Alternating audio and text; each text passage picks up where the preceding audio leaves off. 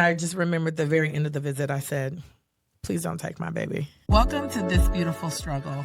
I'm excited about it. We finally have gotten to a point where we're just ready to share unfiltered our lives. Infertility is tough. Adoption is tough. But then even talking about like me losing my dad, you losing your mom within a couple of years of each other, our kids losing grandparents, your career and my career, and then making the ultimate decision to move to Nevada and what that looks like, moving away from all of your friends and family and all of those things. Hopefully people can resonate with our story and just letting people know that they're not alone. It's not the norm, and infertility is something that people don't ever want to talk about. Our family is such a hot mess, Express. I mean, this is just what it is, right? Like, we don't have to front anymore. It's been a long time coming. Welcome back to This Beautiful Struggle. I'm Erin. I'm Casey. And today we're going to just really dive into our foster to adopt journey. It's a fun one. So hopefully you've listened to our prior episode where we really talked about infertility and all of the struggles that we went through trying to get pregnant and how that just didn't happen. And so we decided, that we were going to, I always wanted to adopt. Casey was like, let's do this. So we, just decided like, let's just jump right into adoption. And so how did it all begin? So we lived in a small town, unincorporated in California. And I think I was introduced to this girl named Christy, and she was amazing. She was a foster to adopt mom. She was in the process, I think, at that time of adopting twins. And yeah, we instantly just really clicked. I think that, I don't know if we had talked about infertility or whatever, but we initially just really clicked. And then I started asking her more questions, and she's like, kind of took us under her wing a little bit and kind of showed us the rope and got us ready and told us everything that we needed to do. I think when, you say, oh, you want to adopt, we had to kind of figure that out. Did we want to do foster to adopt? Did we want to do private adoption? Did we want to do international adoption? There's all of these different ways that you can actually adopt, and some were way more expensive than others. Like international, there's no way that we could even afford it. Yes. We've had friends, though. I've had friends and people that we know who've done international adoption. And then there was private adoption. That's pricey too. Very pricey. Yeah. So we opted that foster to adopt, after doing all of the research, was the best way. And as I mentioned before, and I think Casey, I don't know, you can speak for yourself on this, but like, I love kids, and I always thought I was going to be a teacher because I love kids so much. And so, I know that there are so many kids in the system, and I wanted to like give a kid who's in the system who, deserves a better quality of life than what they're receiving. I wanted the opportunity to give them that. And so I think it was just easy. And then, like I said, meeting Christy, and then kind of like meeting the twins and like, oh my God, I love them. They're so cute. And like often, you often wonder what their life was like before, and just any kid in foster care. And so I think for us, that was the way to go. Now, the process, that was another long one. It wasn't easy. It definitely was not easy.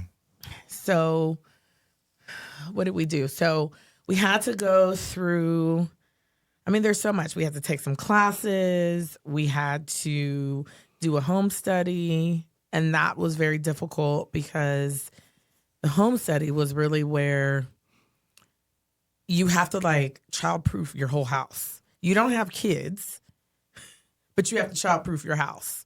And again, so that was difficult. Thank God we didn't have a pool like we do now. You know what I mean? But just even things like, you have to have a bed for the kids.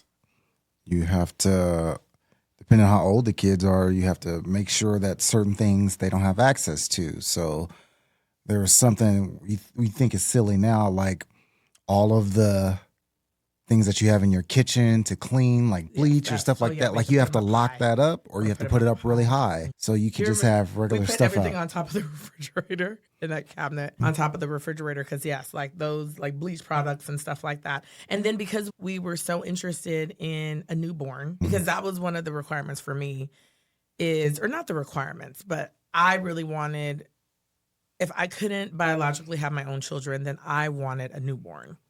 And so they told us getting a newborn was good luck because there's not very many newborns who come through the system, which I feel like is a little bit of an embellishment because Yeah. I feel like, I mean, I think Savannah was they our want first you to and she get was the a bigger newborn. kids because there's so many of them. Yes. Yeah. Because they say kids after the age of 10, Yeah. if they haven't been adopted out, then more than likely those kids don't get adopted. They go into group homes and other homes like that, or they stay in foster care or like a guardianship, but they don't actually get adopted. So I think that's the goal because there are so many kids, older kids, that they want. So yeah, speaking to that, because we wanted a newborn, we had to design our spare bedrooms. Thank God we had a 5-bedroom house.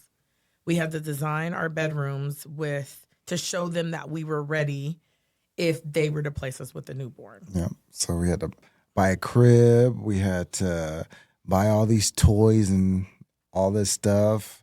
Buy stuff that you wouldn't even really need to buy unless you had a baby, but we just had to buy it just to show them that we were prepared for the time when it was time to get the baby. Yeah. So I remember we set 2 rooms. We had the baby room that had the crib and all of those things. We put bookshelves on the wall. We put baby books on the wall. Then we had Kaelynn's room.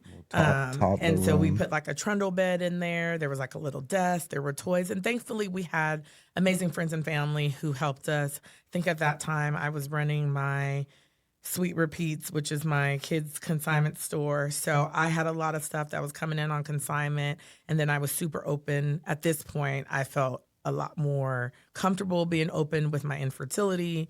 And then also with the fact that now we're going to go on to this process.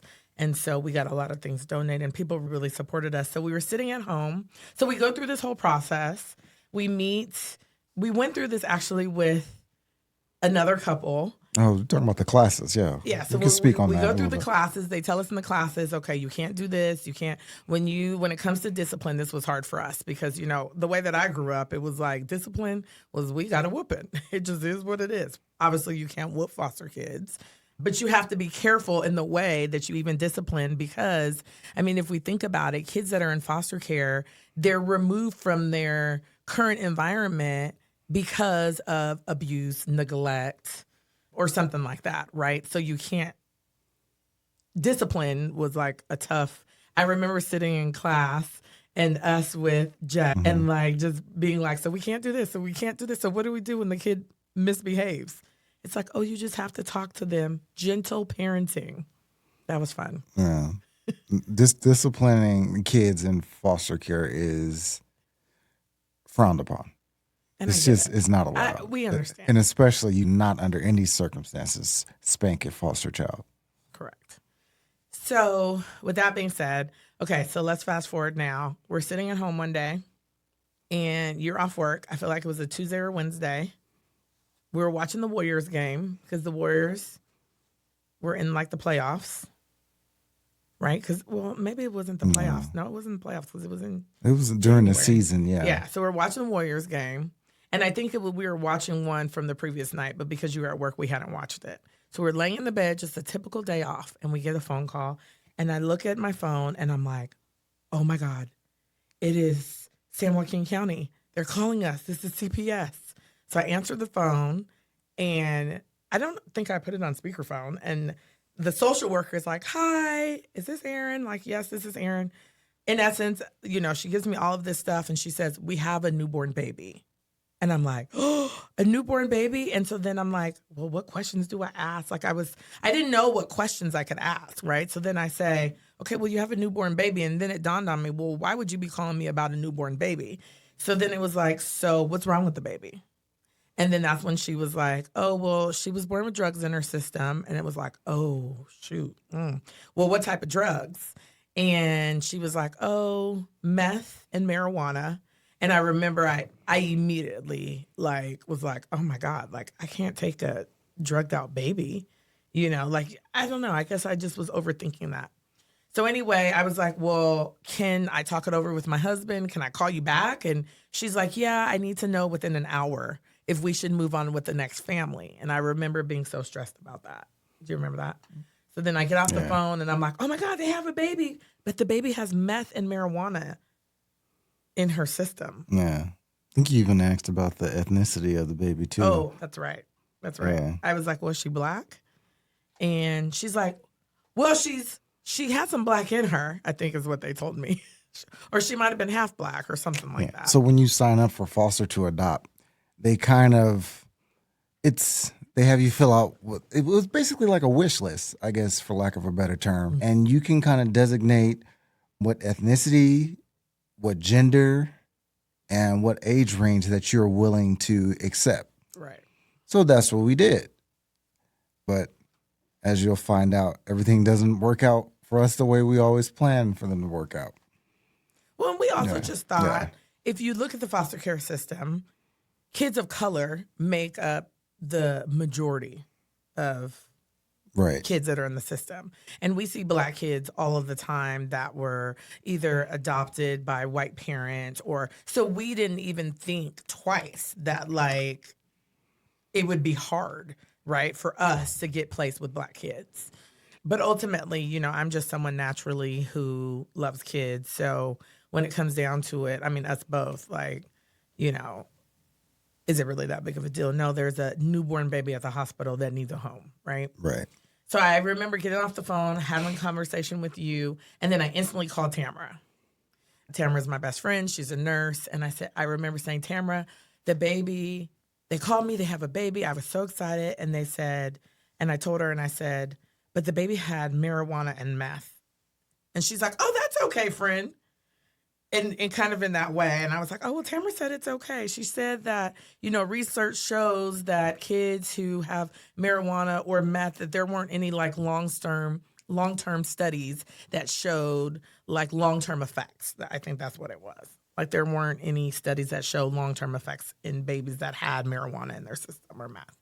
So we called the social worker back and we said, okay, we're ready. What do we do next? And she's like, okay. I think you called your mom, or we called my mom, or we called somebody. Yeah, I mean, I think we definitely made our phone call. Yeah. But then we ultimately called back to the social worker and said, okay, we'll come get her. What do we do?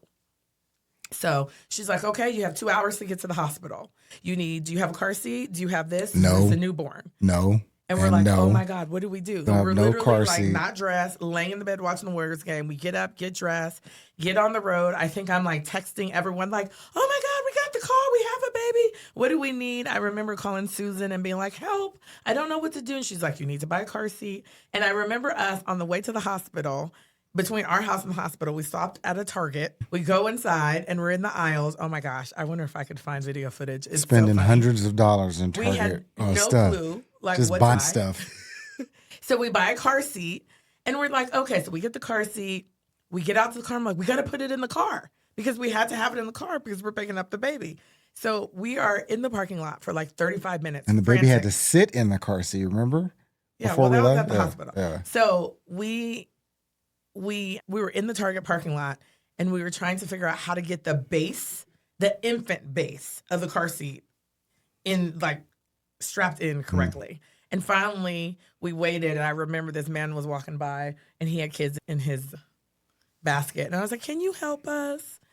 We're foster parents and we're going to pick up a baby. And then he helped us get it. I feel like he helped us get it strapped in. Anyway, so we get to the hospital. We walk in and she was in the NICU. I never want to go to a NICU again. It was heartbreaking to be in the NICU and see all these babies like hooked up to all of these machines. And, not everyone's situation, was as fortunate as others. And it was just a really sad, I'd never been in a NICU before and I never want to go back. It was just kind of sad. And so I remember walking in and then seeing this little baby. She was only 5 pounds, 4 ounces when she was born. She was tiny. And we walk in and we sit down and the first thing I say is, this baby is not black. It was so funny. Because they told us that she was black. Yeah, because They told us. I think that the social worker thought that maybe we were going to say we didn't want the baby. And obviously, like, listen, when you're infertile and you just want nothing more to be a mom, and then now there's a newborn baby who needs a mom, you're like, give me the baby. So we ended up being in the NICU for 3 to 4 hours, and The doctor came in, and I just remember the doctor's words. He says, "Are you guys the intended parents?" We're like, "Yeah." And he's like, "Well, this is a miracle baby right here." I was like, "Oh, I've heard this miracle, word before." And he's like, she had this in her system and this in her system, but we didn't have to wean her off of anything. So yeah, she was born preterm, like 34 weeks, I think. And because drugs were in her system, that's the reason why she was removed from her mother at birth.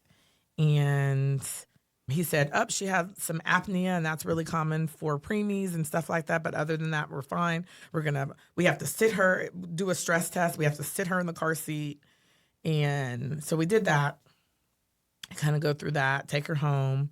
And it was fun. Like, most people get 9 months to prepare, and we had 3 hours to prepare. And before you know it, we were full-fledged parents. And it was fun and exciting. Yep. And that was in January of 2016.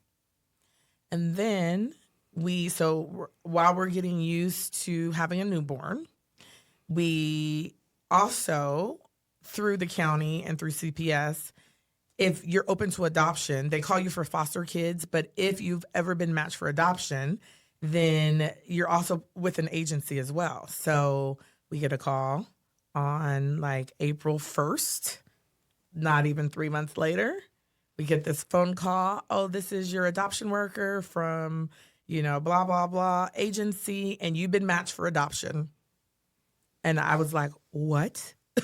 Another one? We just got one."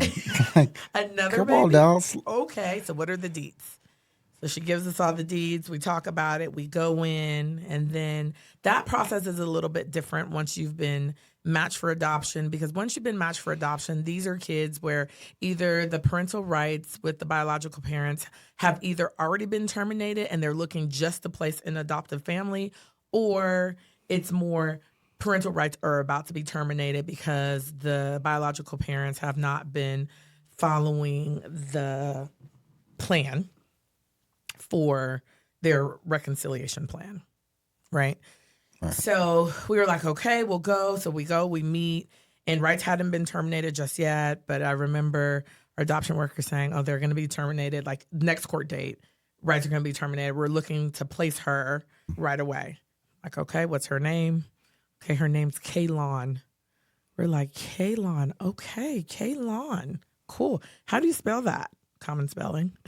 No, it was like No, it wasn't common spelling. Yeah, it was like Caelan. Yeah, Kaelynn. I was like, what kind of, okay, cool. This is a little ghetto, but that's okay. Because when you go through the process, you can change your kids' names, right? So it's like, okay, if, they're old enough to where they know their names and it's come with them, yes, you don't probably want to change them. But, Savannah's birth name was not Savannah, it was Desiree. Yes. So we changed her name. So we go in on April 16th, 2016, 3 months to the day that we got Savannah, we brought Kaelynn home. And I just have to tell the story really fast. So all this time, we thought her name was Kaelynn. So if you've listened to the previous episode, we talked a little bit about, this makes me emotional, but we talked a little bit about me wanting to have twins, and my twins were going to be named Kaelynn and Kaden. It was going to be boy-girl twins. And I wanted them to have their dad's initials, KMC. So the day that we met Kaelynn, we go down to CPS, they talk to us, they prepare us, they give us all of this paperwork, about her previous foster homes that she's been in and kind of like her journey. And then ultimately, so we're antsy, we're sitting there, all this information, and she's like in this other room, and then we're about to be introduced to her. So we walk into the room, and I will never forget, she was sitting at the end of the table, and she had on an Elsa dress, and she had on a crown. Do you remember that? And she was coloring in a book, and her cheeks were so big, and she was like so smiling, like for someone who had been through so much, she was just this happy, loving child. And so we walk into the room, and I was like, "Hi, sweetie. How are you?" She was 4. She had just turned 4. She had just turned 4, like literally 2 weeks. Yeah. Because her birthday's March 16th. So a month, maybe. Yeah. So we walk in, And I'm like, hi, beautiful. And she's like, hi. And she's like, talking to us. And we had brought her, I think we had brought her something Elsa or whatever. And she was so excited to see. And I said, what's your name? She says, Kaelynn. And I'm like, I look directly at you and I'm like, wait, what's your name? And she's like, Kaelynn. And I was like, your name's not Kaelon? And she's like, no, it's Kaelynn. And I was like, what? And I was just, oh my God, like, this is my child that I pray for. This is my twin. This is like, literally, this is my baby. It was like, so like at that time, I remember I didn't even have the words because I was just stuck all this time. Like, so we take her home and now we have a newborn and a 4-year-old, a 4-nager. Yeah. She was, it was a lot. Within the span of 3-4 months, we have 2 kids. And most people do that, you know what I mean, all the time. But I think the hard part is we didn't have 9 months to prepare. We didn't have 9 months, you know what I mean, and then had 3 years or 4 years with Kaelynn and then have 3 more years to prepare and then have Savannah. No, we had a newborn baby. We got our youngest first. Yes, we got Savannah first. Then and then we got our oldest 3 months later. So life was everything but fun. It was not fun. It was rough. It was a lot. It was rough. We got thrown to the wolves. Then I think the hard part was I was self-employed at this point, but you were working. And I just started at a new job. So I was working and I had bad days off and I was working nights. So bad days off are middle of the week days, not like Saturday, Sunday. And so it was like Tuesday, Wednesday, Thursday or something. Working nights. And I don't know if you know anything about working nights with a newborn and a 4-year-old. It's like impossible to sleep. Yeah. It was rough. So, most parents, dads get some sort of family bonding time. Mom obviously is off of work and also has family bonding time. But because it was foster care, it was like, oh, does he qualify for family bonding time? So initially you didn't take any time off. I don't even think you took any time off until maybe after adoptions were final or something like that. So it was rough. It was the first 6 months. It was rough. But thankfully we have amazing friends and family who really stayed by our sides with this. And so how it worked is, so Kaelynn was easy. She was a slam dunk. Her situation is very heartbreaking. She had been in 12 to 13 different foster homes before she landed with us. And she had a lot of behavioral issues. She had definitely visibly some signs of abuse and neglect. She was removed from her home where she was left with her 15-year-old brother for a couple of months with no adults. And her 15-year-old brother had Down syndrome. So he had the mental capacity, they said, of like a 7-year-old. So she was 2 when all this happened. And so that's why she was originally removed from her home. And it was so bad, her situation. The social worker who actually removed her said it was she had been a social worker for like 30 years. She was very near retirement.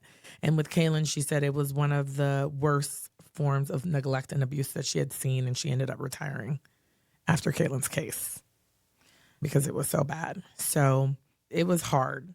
And then Kaelynn had moved around because obviously, like any kid would have behavioral issues, especially someone who's been through that amount of trauma. And so, I'm sad that she had to go through all of that. But then the blessing in disguise is she ended up where she was supposed to be, which is with us. So that's the beauty in it all. Savannah situation. So Kaelynn was really a slam dunk. We had no issues with her. Yeah, rights were terminated. We met biological mom.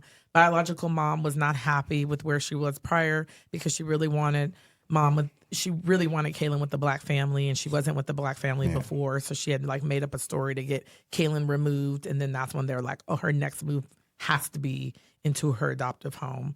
And so once we had met her, she stopped coming to her visits, and she showed up to a couple of visits high too. Yeah.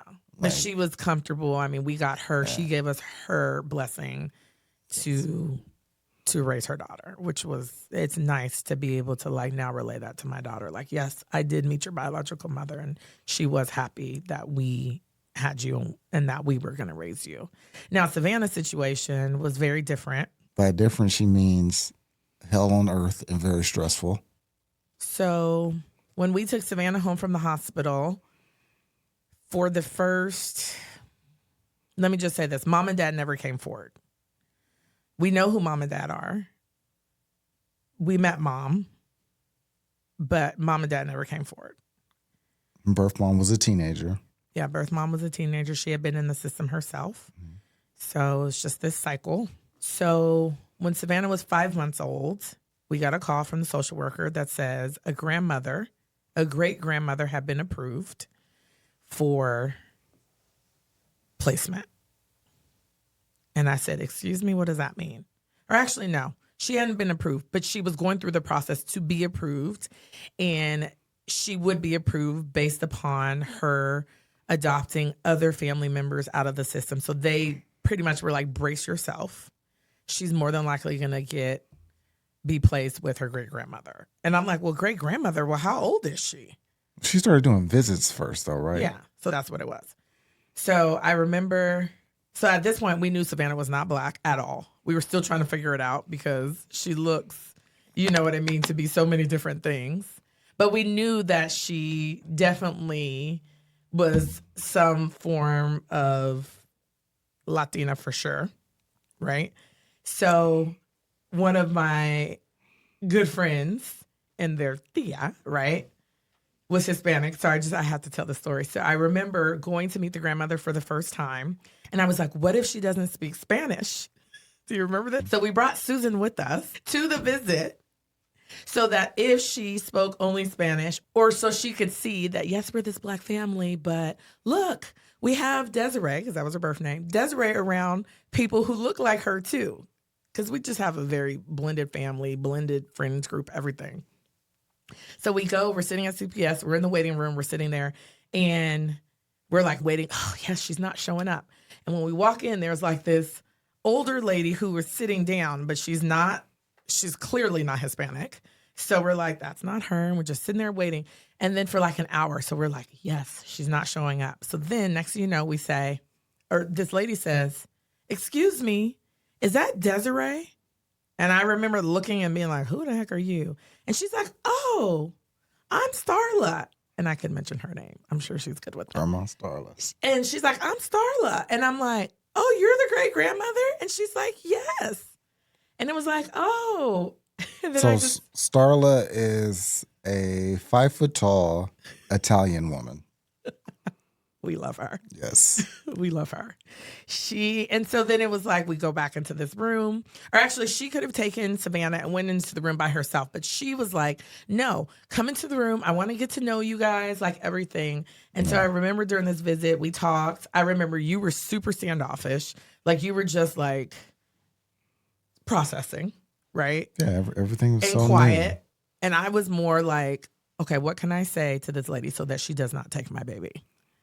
And so we got to know each other, talking, and she was looking at the dynamic because we had Kaelynn, and so Kaelynn and Savannah, she's playing, Savannah's in a stroller and all this stuff. And then I just remembered the very end of the visit, I said, please don't take my baby.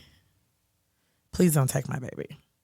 And I was like, listen, I have this condition, and I'm not going to biologically be able to have my own children and, all of this stuff. Like, if you just want to be your grandmother, you can be your grandmother. We'll never take that from you. It's nice, actually, that there's family, So we developed this relationship with her. We did visits with her in a nutshell. And then at one point, she's like, let's just continue, the visits at CPS, but then also have visits outside. And so we did that, and we got to know her, and we went to her house, and we met. She had just also during this time got placement of 2 of her other great-grandchildren who were also in the system. And so it was kind of nice because Savannah was able to play with her cousins and we really developed this relationship. And then it was like Christmas, and she was like, will you come over? And it was like, sure. And we went over there and we celebrated. We had a big Italian Christmas, and she treated Kaelynn like Kaelynn was her grandkid. And it was just great. Like, we just established this relationship. And then she at this Christmas dinner, she says, I just want to let you guys know that I'm going to withdraw. I'm going to withdraw. At this point, she had been approved to take Savannah. And she's like, I'm going to withdraw. I want her to stay with you. I just want to be in her life as grandma. And I just remember being like, oh my God, thank you, God. I get to keep my baby. You know what I mean? And now we're like happy family, everything. So then we decide, or no, we didn't decide. So then we're now on our way to adoptions. We're out of, because the social worker called and said, I don't know what happened, but great grandmother decided to withdraw. She wants the baby to stay with you guys.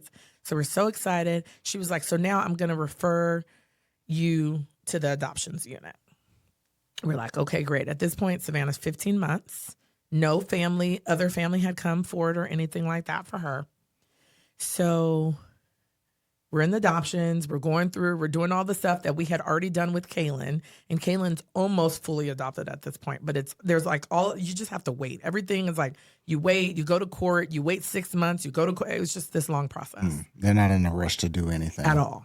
That's so frustrating. Because when you're also in this process, there's things like you can't take your kids out of state without a court order. So during that time, we got Disneyland annual passes, and that was just our thing that we did all the time. We went to Disneyland. Can't post pictures of them. Yeah. Remember? Of their face. So all of our pictures were like the back of their head. So people knew that we had these kids, but a lot of people hadn't seen them yet. So we're in adoptions. I think we have a gotcha day, which is the adoption day set for Kaelynn. And you were at work. And my friend Kim had come over to the house. We were just sitting around, we're drinking coffee. And I look at my phone, and I'm getting a phone call from CPS. So I answer the phone, and it's the adoption worker. And she says, Erin, are you sitting down? And I'm like, no, but let me sit down. I put the phone on speakerphone because I look at my friend Kim, and I'm like, it's bad. I just can tell it it's bad. And she says, I just want to let you know that I think you should fight this, but the county has changed the recommendation from adoption with you guys to placement with the paternal grandparents. And I was like, the who? The paternal grandparents. No, you were right. The who, because where they been at? And I'm like, huh? Like, who is that? And they're like, the dad's grandparents. And I'm like, or no, the dad's parents. And I'm like, but dad hasn't even come forward and done any sort of paternity testing. So how in the world, how do we know that she is related to them? Well, dad had came forward and went and had got services. So I guess when you go through and you get services, any sort of human services help or whatever he went through, they did blood work. And when they did blood work, it showed that he had a kid in the system. So, and I was like, well, how can they just change the recommendation? She's almost 2 years old. She's been with us. She doesn't know anyone different. Wouldn't that be? And she's like, Erin, you need to get an attorney. And where have they been at for the first almost 2 years of her life? So I just remember calling him at work, panicking, and like, you have to come home just right now. You have to come home. And so she gave me a list of, I was like, well, what attorney do I contact? So she's like, you need this one attorney. So you need to contact him. And so I remember I called you. I think you were on your way home. Thank God my friend Kim was there because I was hysterical. And then I just started calling. I called this attorney. No one answered. Then I was like, I waited an hour. I called back. And then this woman answers the phone. And she's like, oh, we're full. We're not taking any more. I'm like, no, you don't understand. I need this attorney. I need him. She's like, we're full. And I'm like, is there just any way I can talk to the attorney? She was like, okay, I will have him call you back. And so I think you're still on your way home at this point. And the attorney calls back and he's like, hi, I tell him the situation. I'm like, we've had her for 15 months. She was approved to be placed with, the maternal great grandmother. We've established a relationship with her. She's still in her life. If they give her now to this other side of the family, she's not going to have this relationship with the maternal great grandmother anymore and all of this stuff. And he's like, okay. And he says to me, he says, do you believe in God? I was like, yes, 100%. And he goes, then I will take your case. And then he said, let's pray. And then we prayed and he said, I will take your case, but I need it was like either $6,000 or $10,000 retainer fee Chris. tomorrow. I think his name was Chris, right? I think I recall his last name. But He was amazing. very good dude. Oh my God, the best attorney. So I was like, we need $10,000. So we had all this money that we had put to the side for IVF. IVF money. So we're like, we have to use it. We just have to at this point. So I was like, whatever you need. So I remember the very next day, I went and got a cashier's check. I drove to Stockton. I went to his office and I handed the cashier's check. And I was like, whatever we need to do. And then he got to work. And he says, you know, this is common, but there's something that's not right about it. You know, we're going to have to, if you want to fight this, it's going to cost thousands and thousands of dollars. And I just was like, well, we have this IVF money. We just have to do what we have to do.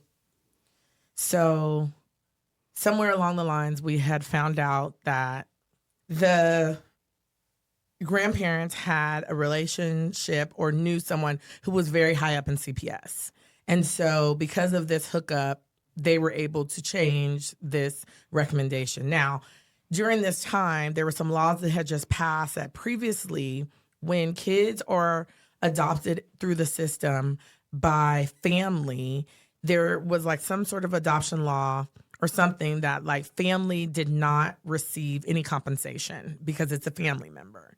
But that law had just changed. So now adoptive families, it doesn't matter if you are a family member to the child or if you are a complete stranger to the child, everyone is entitled to an adoption reimbursement. This had just passed.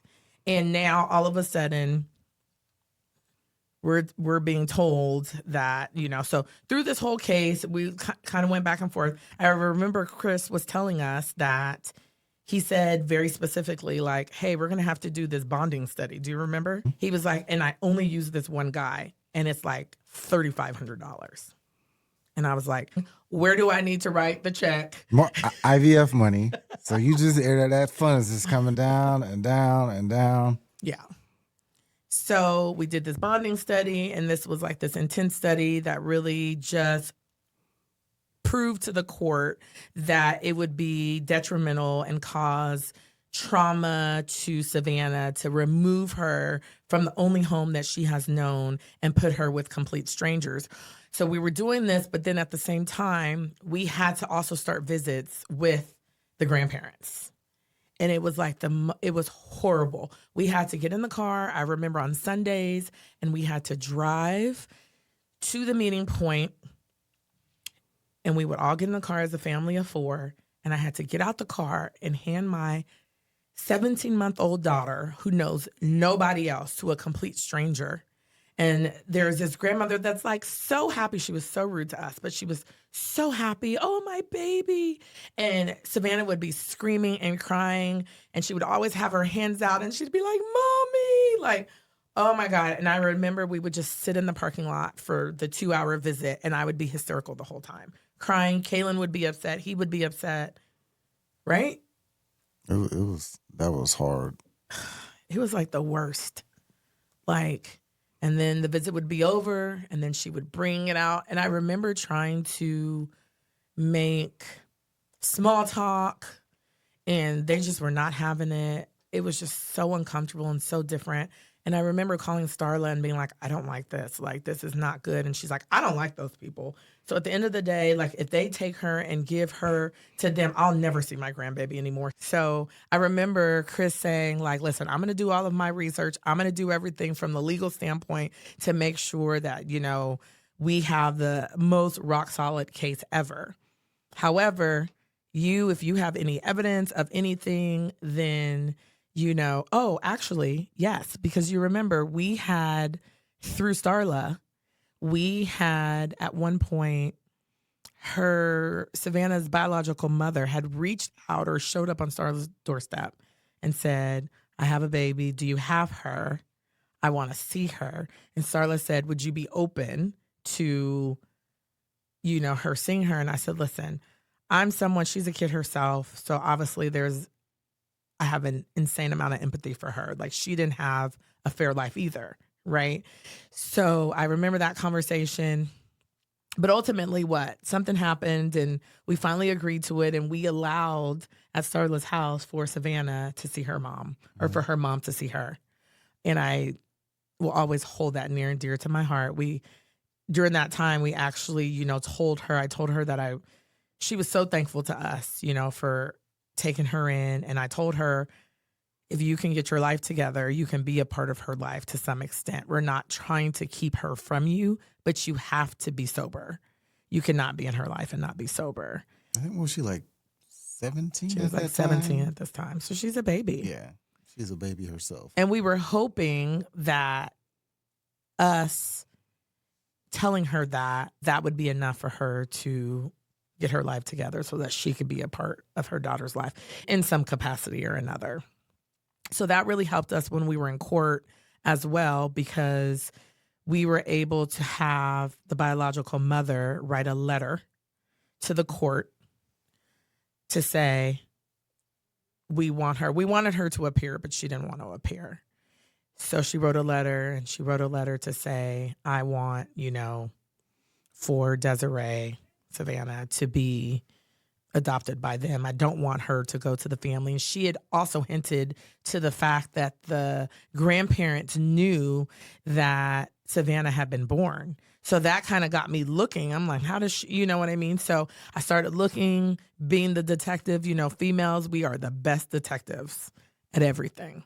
That's why we should all be private investigators. At everything. We will catch you up in anything. So what did I do? I got on Facebook. I started looking at social media. I found Dad's page. Then I found the grandparents' page. And then I scrolled all the way back, and they were not smart because all of this stuff was public. And we found out that the grandparents were at the hospital the day that Savannah was born. So when we were in court, do you remember this? We're in court. And so the grandparents are up on the stand lying, just committing perjury, right? Oh, we had no idea that she was born. This is the reason why we came forward late and all of this stuff. And I'm sitting there like shaking my leg because I'm like, you're lying. And I just remember our attorney got up and he was like, so you had no idea? No idea. So is this your social media page? Yes, that's my social media page. So on December 29th, 2015, you posted that you were at the hospital and checked in to the hospital in which she was born, posting a picture of Desiree in the bassinet at the hospital. So are you saying that this wasn't you?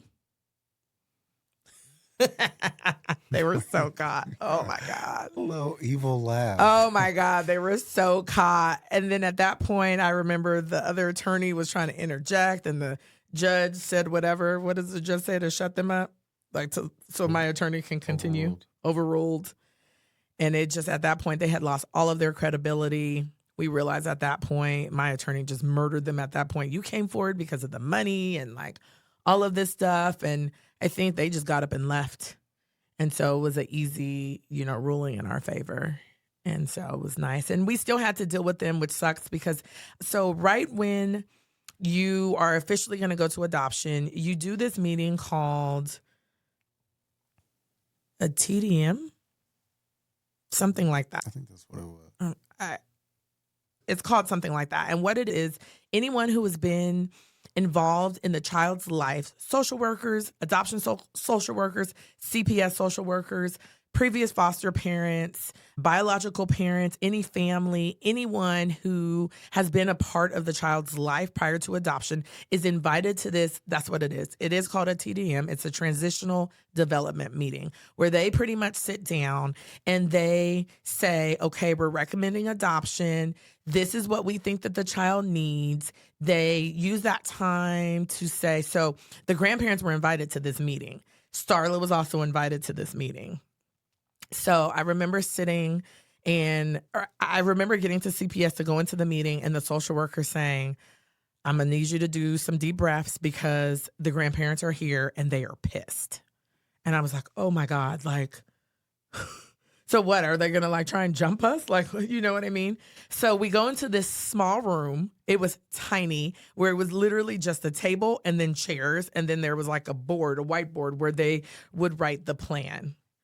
And we walk in, and it's like the CPS worker, the adoption worker, like the high up of CPS.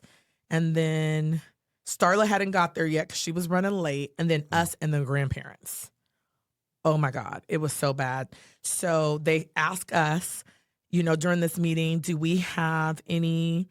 would we allow the grandparents to be a part of her life?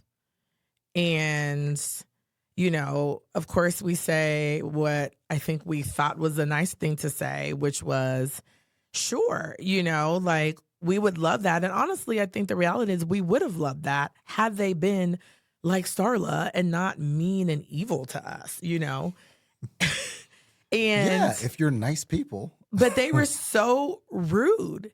So I just remember, I'm like, listen, at the end of the day, because I think I did all the talking, you were so quiet for the most part until it got all bad. And I remember just saying, listen, at the end of the day, I can understand how hard this could be.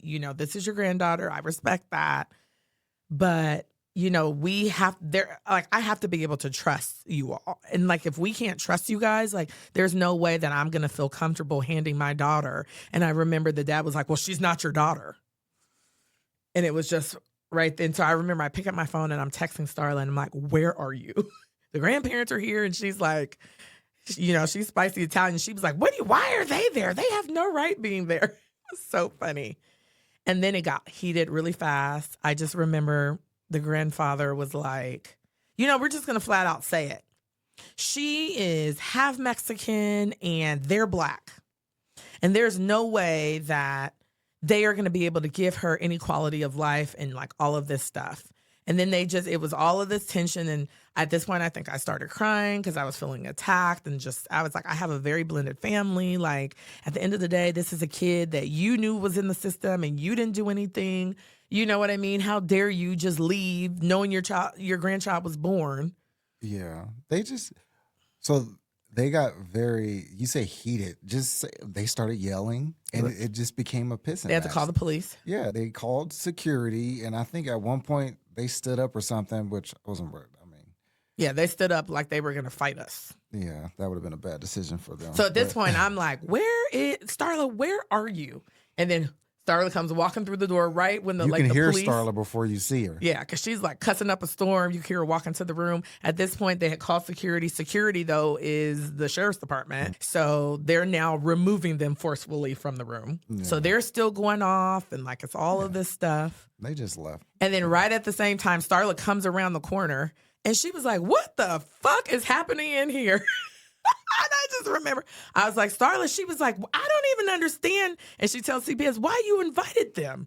They're horrible. They're horrible people. And I was like, she sits down and, it was just from that point on, it was such a good meeting. And we were able to, and they're like, okay, so are you guys okay with Starla being a part? And Starla was like, Aaron and Casey, what did she say?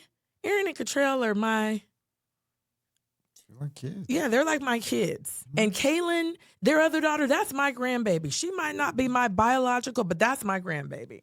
And Savannah, that's my grandbaby. I'm still call her Desiree. I know they changed her name to Savannah. I'm like, you always call her Desiree. So she calls her Desiree. She doesn't call her Savannah. And she's like, we don't need all y'all. We got this. Yeah. And like, we don't need anything on paper because we're always going to have a relationship. And to this day, we always have had our relationship. And those other grandparents who, we want Savannah so bad, where are they now?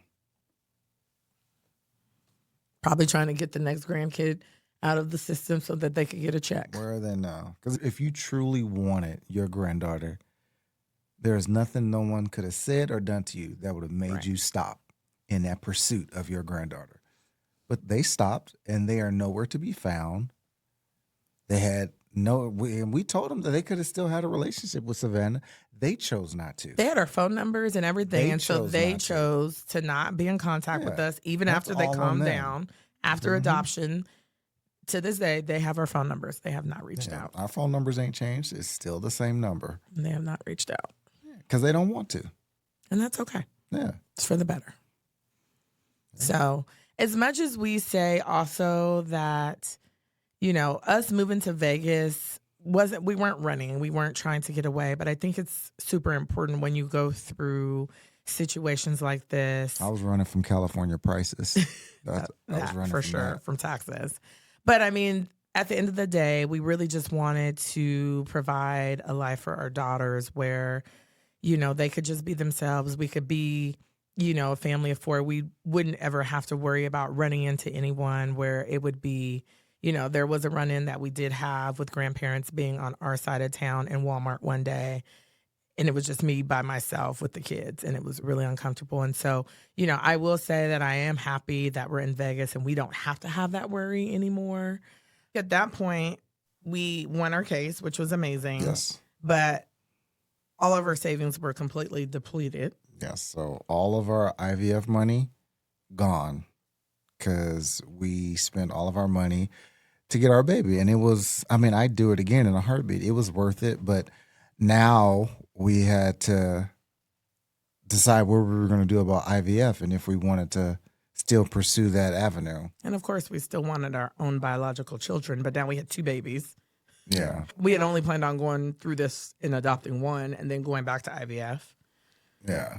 But at the end of the day, it was completely worth it. But we were not out of the woods by any means.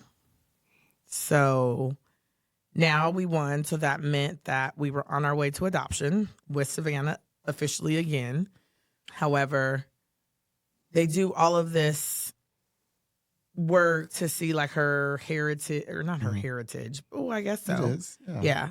And then we find out that she has Native American ancestry. So what does this mean?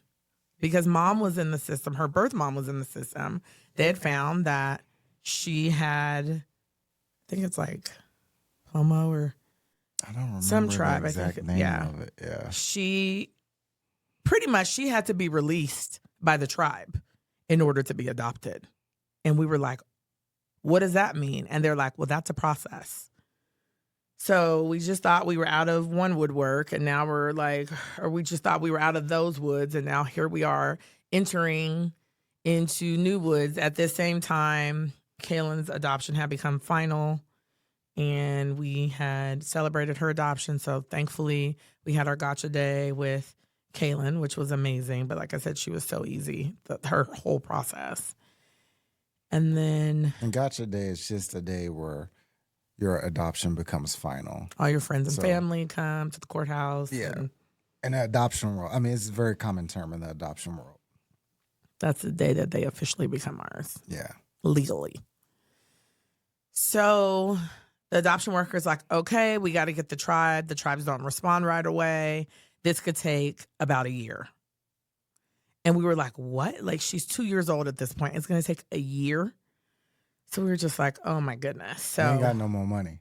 Yeah, and we were broke. So we were like, if this, but thankfully our attorney was great, and he kind of stuck with us kind of through all of this as well, just to be there really as just support, and like anything obviously he could do to help us at this point. He was, completely down to help us. And I just remember it took about 7 months, and finally the tribe released her, and she became ours officially on Kaelynn's birthday, 2018. Yeah. So she was 2.5. 2.5. We finally adopted her after having her all of that time since birth. So a lot more difficult than the journey we had with Kaelynn. Because Kaelynn's journey was what, like 6 to 8 months max? Well, there was no hiccups with Kaelynn. Her mother came to the meeting, was like, I want Kaelynn to be with you guys. And the social workers was like, well, okay, I guess that kind of settles it. Yeah. So we had no difficulty, but Savannah was definitely trying.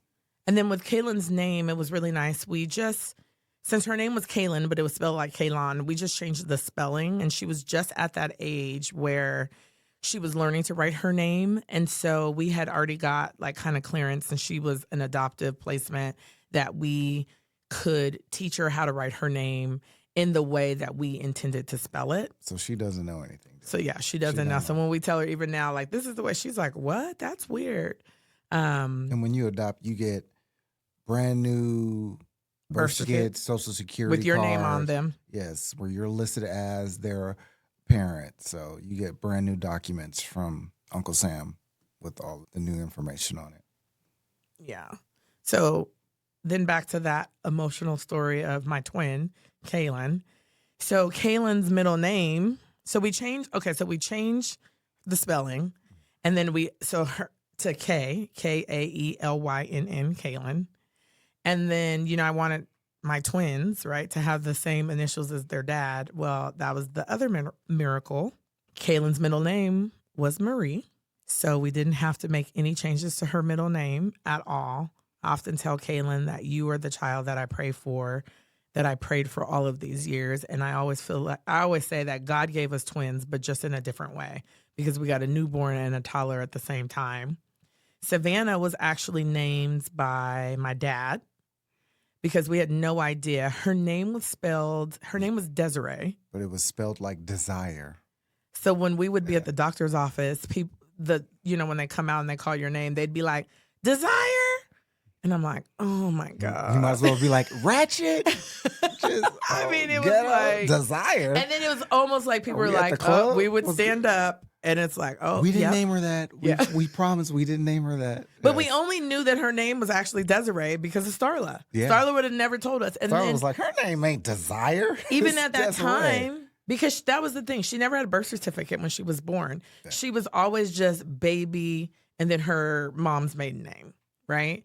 So we never even knew like what her name was.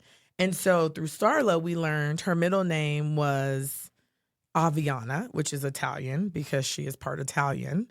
And it was like, oh, so then I'm like, well, do we just change her name, the spelling of her name to be Desiree and put another E on the end so it's not Desire? But I think my dad I was like, well, we can change it. We did do that. And then I think one day my dad was like, well, she kind of looks like a Savannah. And I think we just went with it. So my dad named her, which is very special because they had such a good relationship before he passed away. Desiree Aviana. And then we always wanted them to always have a part of who they were born as. So we made her middle name her birth name. So her birth name was Desiree Aviana. We changed her name to Savannah Desiree Aviana. So she has two middle names now, but it's always still a part.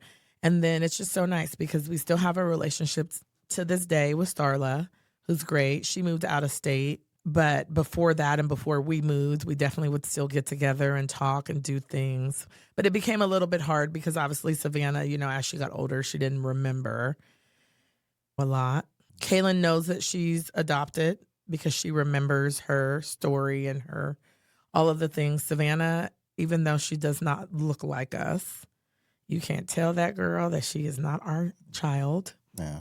We got Savannah when she was 11 days old, right? Yeah. So she was born December 29th. We got her January. So it wasn't 11 days. It was like 17 days old. Because we got her like in the beginning. Or 13 days old. We got her January 11th.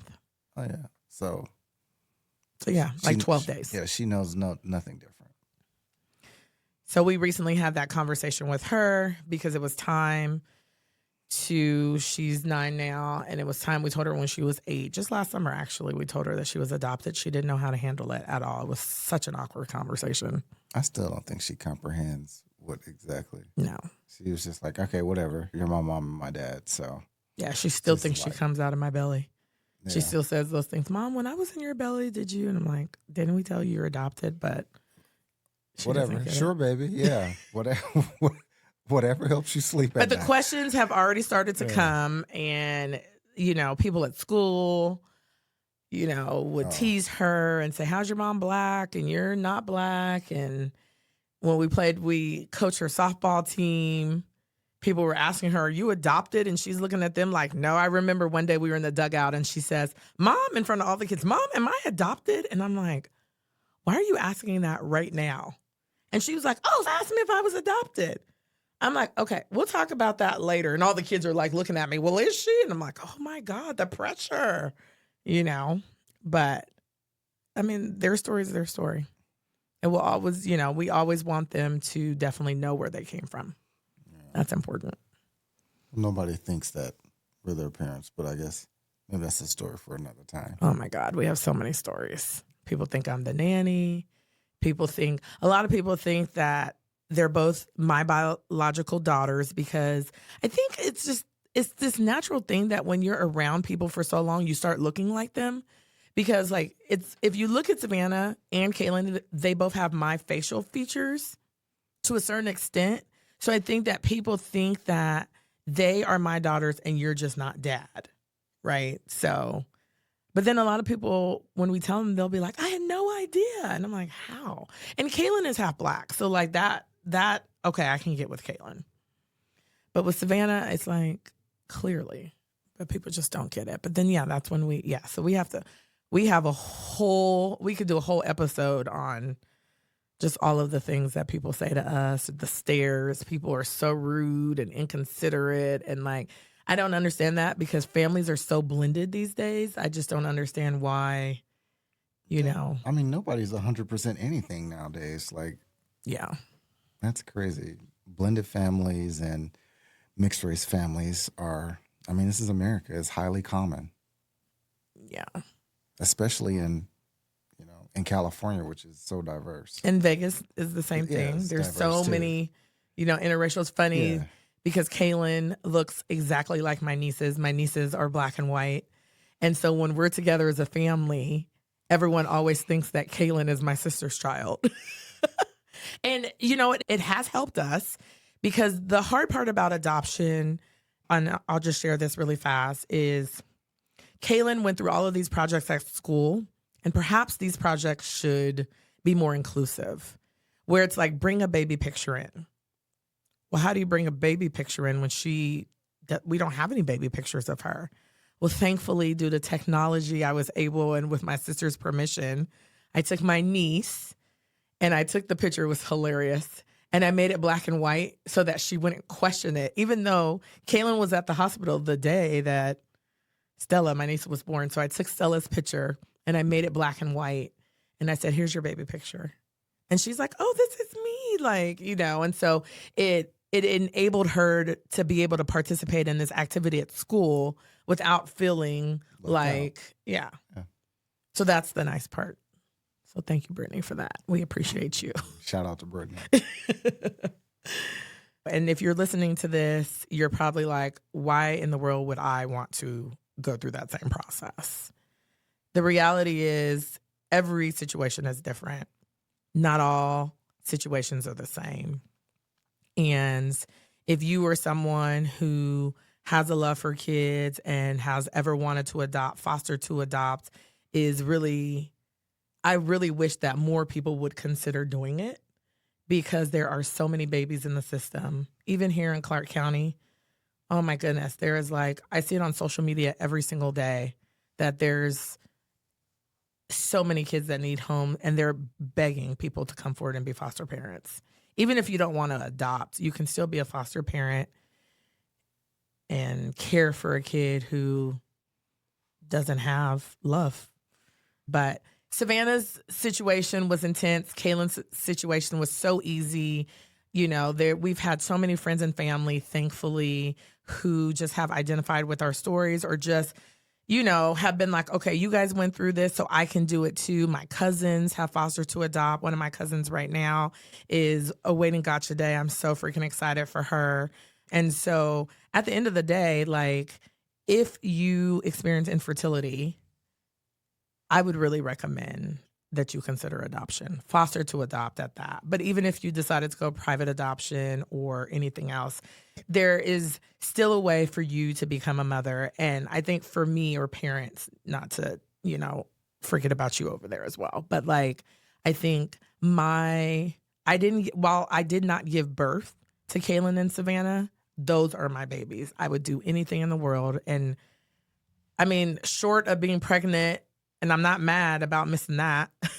I'm not mad, actually. You didn't want that morning sickness? No, I don't want that. I don't want all of the, complications that come with that. I've experienced motherhood from the ground up, from newborn baby all the way to sassy 9-year-old. I've experienced toddler. I mean, we got Kaelynn when she's 4. She's now 13. Holy crap. We got a teenager. We got a teenager. But at the end of the day, like, we're parents, and I feel like our cups are full. There's days where I'm like, what happens if I just magically get pregnant? I'm like, oh my God, I don't even know. I mean, obviously, we would just have a newborn baby. Yeah, I'm too old. I'm too old. And our wallets definitely don't agree the wallet. with My that wallet's as well. not set up for 3 kids. But yeah. That's not how my wallet works. Yeah, but everyone's journey to parenthood is different. So just because you didn't naturally conceive does not mean that you're any less of a mother or a father, because love goes beyond that. So That was so sweet. That's so true. Love does go beyond that. yeah, it doesn't matter. You know, anybody can be a parent as long as you have that love in your heart to raise and nurture a child. Then you're their mother or father. It doesn't matter whether you conceived them or not. So yeah, totally. And we have so many stories that we can share all about adoption, our blended family. So we'll definitely talk about that in another episode. And, you know, you might even be able to relate, you know, if you come from a blended family, or even just like I have friends who, you know, their biological children are mixed race. And so being with friends, you know, and they're like looking like, whose kids are these? It's like, these are our kids, you know. Just, you know, society is weird these days. You know, people are very strange, but. That's a lot of mixed families. What is the name of that movie? Oh, there's a movie called Instant Family. Oh, that's a good one. I highly suggest anyone who is interested or thinking about adoption to watch that movie. It's a great movie. It kind of goes over the process of adoption. Mm-hmm. And surprisingly, for being a movie, it's actually fairly accurate, at least in my opinion. Yeah, I think for the most part it's pretty accurate. On. So it stars Mark Wahlberg. But if you're thinking about adoption, definitely watch that movie. And then we have some other resources that we can drop, even some different people that I have followed along on their journey. I would definitely say, you know, go to TikTok, go to Instagram, go and put in Foster to Adopt. You will see a lot of different stories. And I think, again, just like as we talked about, you know, infertility and all of these things that we're going to talk about, you know, here, I think you can find so much power in, you know, just kind of talking about your journey. So again, we hope that us just kind of sharing all of this with you will help you all be like, okay, maybe I can do this. Or, you know, maybe you've been thinking about it, but you just were unsure. Maybe this helps you pull the trigger to move forward with that. You can always contact us as well. We're always happy to connect with you and help you through that process if you see fit. So this was another tough one, but I think that we're out of the heavy.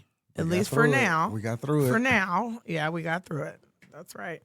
So thanks for joining us on this beautiful struggle. We hope you enjoyed this episode. Definitely like and follow. And don't forget to review our podcast. Pretty important. We appreciate it. Catch you next time.